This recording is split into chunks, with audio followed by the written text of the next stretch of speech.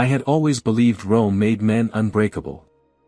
That is what they teach us from the moment we first lift a shield beneath the shadow of the Colosseum, where crowds roar not for mercy, but for spectacle.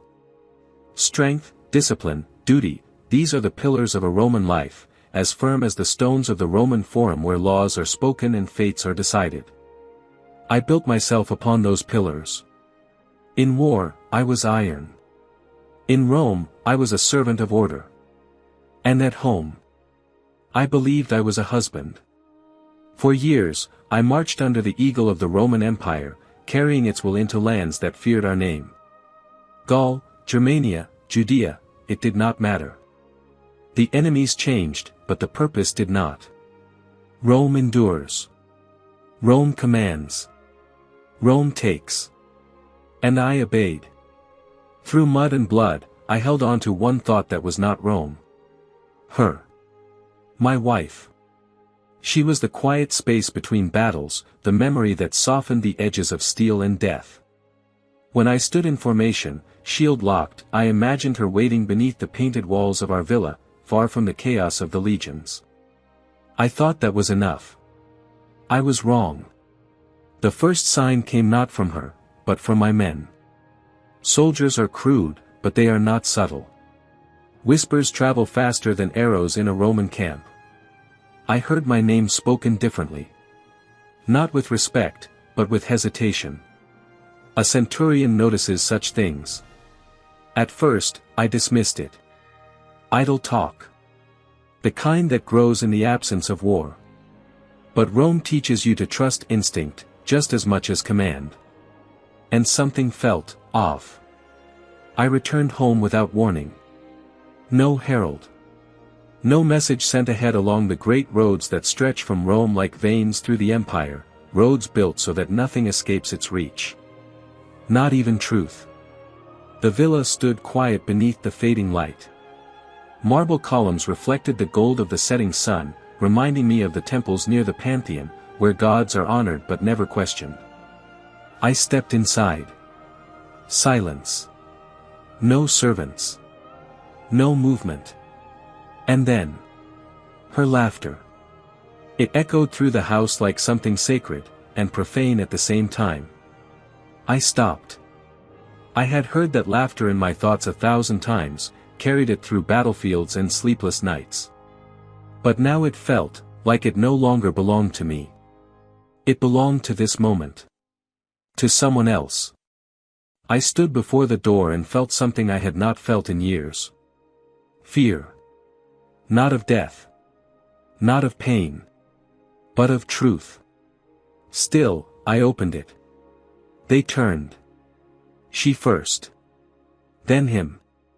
I knew his face. Rome is vast, but lives intertwined in ways we do not expect. He was no warrior, no man of rank, just another citizen who walked the same streets, passed beneath the same arches, lived beneath the same laws carved into stone since the days of Julius Caesar.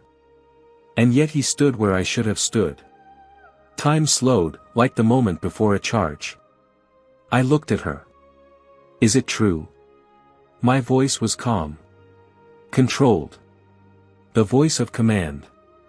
She tried to speak, but silence betrayed her before words could. That was enough. I turned to him. I measured him without thinking.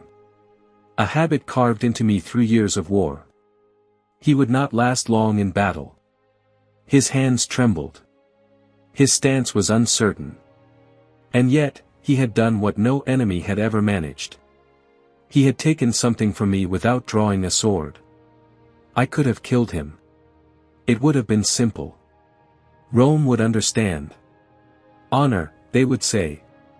Justice. But Rome was not here. Only us. Only truth. Leave, I said.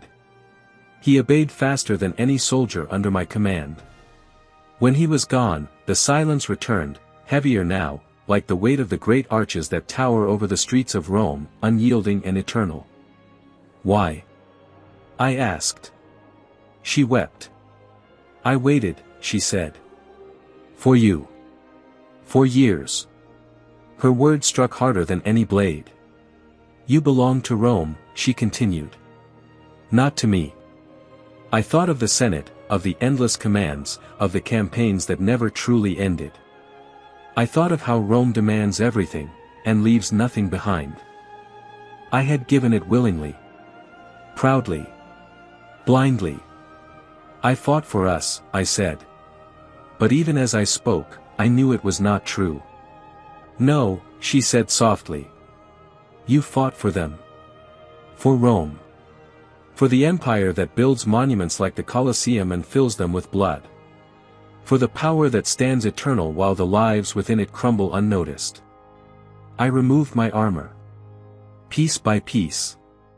The sound of metal against stone echoed through the room, like distant echoes of war fading into nothing. For the first time, it felt heavy. Not like protection. Like a chain. I don't know who I am without it, I admitted. It was the truth I had avoided my entire life. A centurion is defined by Rome. Without it, what remains? She had no answer. Because there was none. I looked around the villa, the life I thought I had built. It felt like the ruins that line the edges of the city, remnants of something that once had meaning, now abandoned to time. I had conquered lands.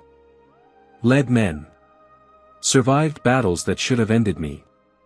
But I had failed in the one place where Rome could not fight for me. I walked toward the door. Not as a centurion.